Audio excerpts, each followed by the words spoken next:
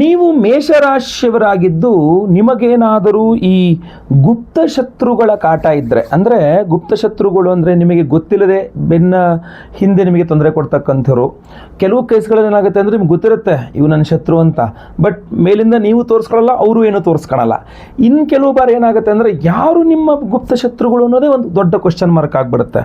ಯಾರು ನಮ್ಮ ಶತ್ರುಗಳು, ಯಾರು ನಮ್ಮ ಮಿತ್ರರು ಅಂತಲೇ ಗೊತ್ತಾಗ್ತಾ ಇಲ್ಲ ಗುರುಗಳೇ ಅಂತ ಹೇಳಿ. ಸೊ ಈ ಥರ ಗುಪ್ತ ಶತ್ರುಗಳ ಮೇಲೆ ಅವ್ರು ಕುತಂತ್ರ ಮಾಡೇ ಮಾಡ್ತಾರೆ, ನಿಮ್ಮನ್ನು ಹಾಳು ಮಾಡೋಕ್ಕೆ, ನಿಮ್ಮ ಕೆಲಸ ಹಾಳು ಮಾಡೋಕ್ಕೆ, ನಿಮಗೆ ಸಮಸ್ಯೆ ಕೊಡಲಿಕ್ಕೆ. ಸೊ ನಿಮ್ಮ ಗುಪ್ತ ಶತ್ರುಗಳು ನಿಮಗೆ ಸಮಸ್ಯೆ ಕೊಡಬೇಕಾದ್ರೆ ಏನೇ ಕುತಂತ್ರಗಳು ಮಾಡಿದ್ರು, ಗುಪ್ತವಾಗಿ ಏನೇ ಕುತಂತ್ರ ಮಾಡಿದ್ರು ಅದು ಕೆಲಸ ಮಾಡಬಾರದು. ನಿಮ್ಮ ಗುಪ್ತ ಶತ್ರುಗಳ ಯಾವ ಕುತಂತ್ರವೂ ಕೆಲಸ ಮಾಡಬಾರ್ದು ಅಂತಂದರೆ ನೀವು ಒಂದು ವಿಶೇಷವಾದ ದೇವಿಯ ಆರಾಧನೆ ಮಾಡಬೇಕು ಮೇಷರಾಶಿಯವರು. ಅದೇ ಬಗಲಾಮುಖಿ. ಯಾವ ಮೇಷರಾಶಿಯವರು ಬಗಲಾಮುಖಿ ಆರಾಧನೆಯನ್ನು ಮಾಡ್ತಾರೆಯೋ ಅವರ ಗುಪ್ತ ಶತ್ರುಗಳ ಬಾಧೆ ನಿವಾರಣೆ ಆಗುತ್ತೆ. ಸೀಕ್ರೆಟ್ ಶತ್ರುಗಳು, ಎದುರುಗಡೆ ಇಂಥವರೇ ನಮ್ಮ ಶತ್ರು ಅಂತ ಗೊತ್ತಿದ್ದಾಗಂತೂ ನಿವಾರಣೆ ಆಗೇ ಆಗುತ್ತೆ. ಅದನ್ನು ಹೊರತುಪಡಿಸಿ ಗೊತ್ತಿಲ್ಲದೆ ಇರತಕ್ಕಂಥ ಶತ್ರುಗಳಿದ್ರೆ ಅದು ಕೂಡ ದೋಷ ಪರಿಹಾರ ಅಥವಾ ಆ ಸಮಸ್ಯೆ ಕೂಡ ಪರಿಹಾರ ಆಗುತ್ತೆ. ಎರಡನೇದಾಗಿ ನ್ಯಾಯಾಲಯದಲ್ಲಿ ಜಯ ಸಿಗುತ್ತೆ ಅಂತ, ಅಂದರೆ ಕೋರ್ಟು ಕಚೇರಿ ವಿವಾದ ಇದರಲ್ಲಿದೆಯಾ, ಜಯ ಬೇಕು ಎಲ್ಲರಿಗೂ. ಈಗ ನಾವು ಎಲ್ಲೇ ವಾದ ಮಾಡಲಿಕ್ಕೆ ಹೋದರೆ ನೀವೇನು ಬೇಕು, ನಿಮಗೆ ಜಯ ಬೇಕು. ಆ ಜಯ ನಿಮಗೆ ಸಿಗ್ತಕ್ಕಂಥದ್ದು ಈ ಒಂದು ಮೇಷರಾಶಿಯವರು ಬಗಲಾಮುಖಿ ಆರಾಧನೆ ಮಾಡೋದ್ರಿಂದ. ಅಷ್ಟೇನಾ, ಇನ್ನೂ ಇದೆ. ಬಹಳ ಮುಖ್ಯವಾಗಿ ದುಷ್ಟ ದೃಷ್ಟಿ ಅಥವಾ ಕೆಟ್ಟ ದೃಷ್ಟಿ ಅಂತೀವಲ್ಲ, ಆ ಕೆಟ್ಟ ದೃಷ್ಟಿ ಮತ್ತು ಒಂದು ನೆಗೆಟಿವ್ ಎನರ್ಜೀಸ್ ಅಂತೀವಲ್ಲ, ಅದನ್ನು ನಿವಾರಣೆ ಮಾಡಲಿಕ್ಕೆ ಸಹ ಮೇಷರಾಶಿಯವರಿಗೆ ವಿಶೇಷವಾಗಿ ಆರಾಧನೆ ಮಾಡಬೇಕಾಗಿರ್ತಕ್ಕಂಥದ್ದು ಬಗಲಾಮುಖಿ ದೇವಿಯನ್ನು.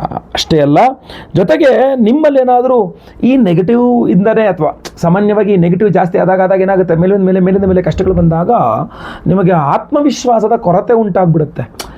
ನನಗೆ ಏನು ಜೀವನದ ಒಂಥರ ಇದಾಗ್ಬಿಟ್ಟಿದೆ, ನನಗೆ ಏನರ ಮೇಲೆ ನಂಬಿಕೆನೇ ಇಲ್ಲ, ಒಂಥರ ಬೇಜಾರಾಗ್ಬಿಟ್ಟಿದೆ ನನಗೆ ಅಂತಾರಲ್ಲ.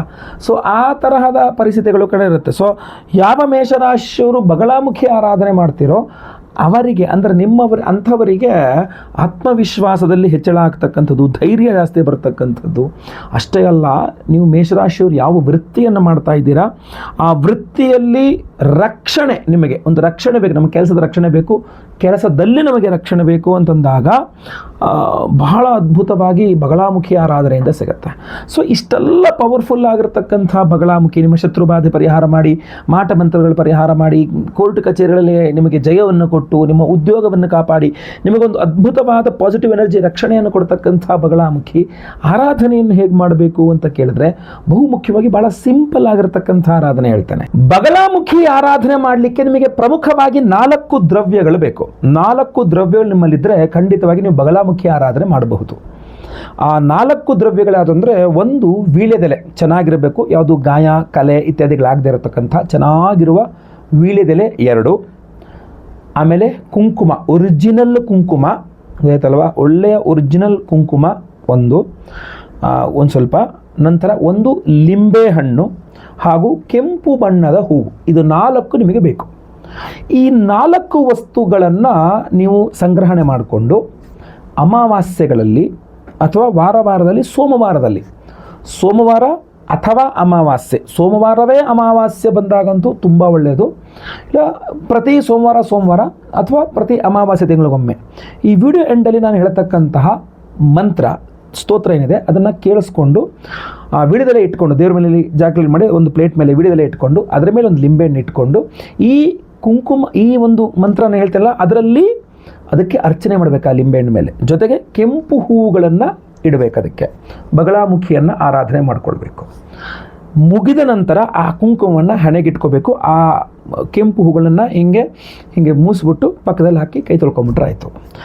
ಆ ಲಿಂಬೆಹಣ್ಣು ನೆಕ್ಸ್ಟ್ ಅಮಾವಾಸ್ಯೆ ತನಕ ಹಾಗೇ ಇರಬೇಕು.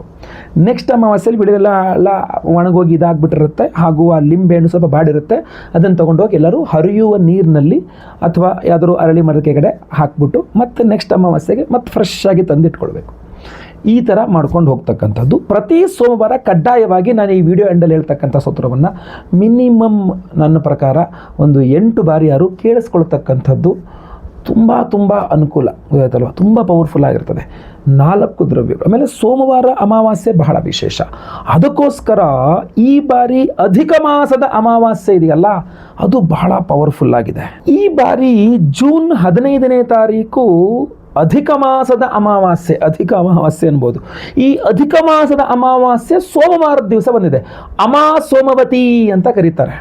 ಈ ಅಮಾವಾಸ್ಯೆ ಸೋಮವಾರ ಬಂದ ಅಧಿಕ ಮಾಸದ ಅಧಿಕ ಜ್ಯೇಷ್ಠ ಅಮಾವಾಸ್ಯೆ ಸೋಮವಾರ ಜೂನ್ 15ನೇ ತಾರೀಕು ನಮ್ಮ ಯಾಗಶಾಲೆಯಲ್ಲಿ ಬಹಳ ವಿಶೇಷವಾಗಿರತಕ್ಕಂಥ ಪವರ್ಫುಲ್ ಆದ ಬಗಲಾಮುಖಿ ಹೋಮವನ್ನೇ ಮಾಡ್ತಾ ಇದ್ದೇವೆ.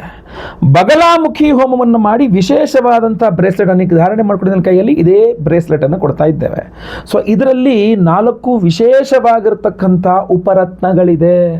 ಅದರಲ್ಲೂ ವಿಶೇಷವಾಗಿ ನೀವು ಗಮನಿಸಬೇಕಾಗಿರತಕ್ಕಂಥದ್ದು ಕೃಷ್ಣವೀಟಿಕಾ ರತ್ನ ಇದೆ, ಜೊತೆಗೆ ವ್ಯಾಘ್ರನೇತ್ರ ರತ್ನ ಇದೆ, ಜ್ವಾಲಾಮುಖಿ ರತ್ನಗಳಿದೆ, ಜೊತೆಗೆ ಬಹಳ ಮುಖ್ಯವಾಗಿರ್ತಕ್ಕಂಥ ಅಮ್ಮನವರ ಶಕ್ತಿಯನ್ನು ಸದಾ ನಿಮ್ಮಲ್ಲಿ ಇಟ್ಟು ಮನಸ್ಸನ್ನು ಶಾಂತವಾಗಿರ್ತಕ್ಕಂಥ ಒಂದು ವಿಶೇಷವಾದ ಧವಳ ರತ್ನ ಇದೆ. ಸೊ ಧವಳ ರತ್ನ ಅಮ್ಮನವರ ಬಹಳ ವಿಶೇಷವಾಗಿರ್ತಕ್ಕಂಥ ಶಕ್ತಿಯನ್ನು ನಿಮಗೆ ತಲುಪಿಸುವಂಥದ್ದು, ಅಂದರೆ ತನ್ನಲ್ಲಿಟ್ಕೊಂಡು ನಿಮಗೆ ತಲುಪಿಸುವಂತಹ ಒಂದು ಕಾರ್ಯವನ್ನು ಮಾಡುತ್ತೆ. ಈ ಅದ್ಭುತವಾದ ಬಗಲಾಮುಖಿ ರಕ್ಷಾ ಕವಚವನ್ನು ಪ್ರತಿಯೊಬ್ಬ ಸಂಕಲ್ಪ ಸೇವಾಕರ್ತಗಳು ಕೊಡ್ತಾ ಇದ್ದೇವೆ. ಇದನ್ನು ಬಗಲಾಮುಖಿ ಹೋಮದಲ್ಲಿ ಎನರ್ಜೈಸ್ ಮಾಡಿ ಕೊಡ್ತಾ ಇದ್ದೇವೆ.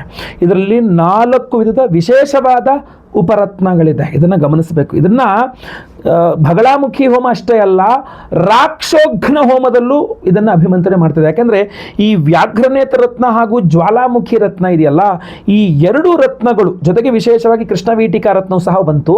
ಇದು ರಾಕ್ಷೋಘ್ನ ಹೋಮದಲ್ಲಿ ಎನರ್ಜೈಸ್ ಮಾಡಿದ್ರೆ ಅಮಾವಾಸ್ಯೆ ಸೋಮವಾರ ಅಮಾವಾಸ್ಯೆ ಸೋಮವತಿ ದಿವಸ, ಅದು ಅಧಿಕ ಮಾಸದ ಅಮಾವಾಸ್ಯೆ ಸೋಮವತಿಯ ದಿವಸ ರಾಕ್ಷೋಘ್ನ ಹೋಮ, ರಾಕ್ಷಸಾಂ ಘ್ನಂತೀತಿ ರಾಕ್ಷೋಘ್ನ, ಎಲ್ಲ ಕೆಟ್ಟ ಶಕ್ತಿಗಳು ಮಾಟಮಂತ್ರಗಳು ಕೆಟ್ಟ ಈ ರಾಕ್ಷಸರ ಸಂಹಾರ ಮಾಡತಕ್ಕಂಥ ಹೋಮ ಅದು. ಸೊ ಅಂಥ ಒಂದು ಅದ್ಭುತವಾದ ರಾಕ್ಷೋಘ್ನ ಹೋಮದಲ್ಲಿಯೂ ಸಹ ಈ ವಿಶೇಷವಾದಂತಹ ಒಂದು ಬ್ರಾಸ್ಲೆಟ್ ರಕ್ಷಾ ಕವಚ ಎನರ್ಜೈಸ್ ಆಗಲಿದೆ ಕೈಯಲ್ಲಿ ಧಾರಣೆ ಮಾಡ್ಕೊಳ್ಳೋಕ್ಕೆ. ಇದ್ರ ಜೊತೆಗೆ ಬಹಳ ಮುಖ್ಯವಾಗಿ ತ್ರೈಲೋಕ್ಯ ಮೋಹನಕರ ಗೌರಿ ಹೋಮದಲ್ಲಿ ಇದು ಎನರ್ಜೈಸ್ ಆಗಲಿದೆ. ಈ ಧವಳ ರತ್ನ ಇದೆಯಲ್ಲ, ಈ ಧವಳ ರತ್ನ ಅಮ್ಮನವರಿಗೆ ವಿಶೇಷವಾಗಿರತಕ್ಕಂಥ ಉಪರತ್ನ ಇದು. ಅದರಿಂದ ಬಕಲಾಮುಖಿ ಹೋಮದಲ್ಲೂ ಎನರ್ಜೈಸ್ ಆಗುತ್ತೆ, ಜೊತೆಗೆ ತ್ರೈಲೋಕ್ಯ ಮೋಹನಕರ ಗೌರಿ ಹೋಮದಲ್ಲೂ ಎನರ್ಜೈಸ್ ಆಗುತ್ತೆ. ಎಲ್ಲರನ್ನೂ ನಿಮ್ಮತ್ತ ಸೆಳೆಯುವ ಅದ್ಭುತ ಶಕ್ತಿಯನ್ನು ತ್ರೈಲೋಕ್ಯ ಮೋಹನಕರ ಗೌರಿ ಮಂತ್ರ ಖಂಡಿತವಾಗಿ ಕೊಡಲಿದೆ. ಅದ್ರ ಬಗ್ಗೆ ಸಹ ನಿಮಗೆ ತಿಳಿಸ್ತಾನೆ. ಇದ್ರ ಜೊತೆಗೆ ಸ್ವಯಂವರ ಪಾರ್ವತಿ, ಅವಿವಾಹಿತರಿಗೆ ವಿವಾಹ ಸಿದ್ಧಿ ಆಗಬೇಕು, ವಿವಾಹಿತರಿಗೆ ಅನ್ಯೋನ್ಯ ಸುಖ ದಾಂಪತ್ಯ ಯೋಜನೆ ಸಿಗಬೇಕು.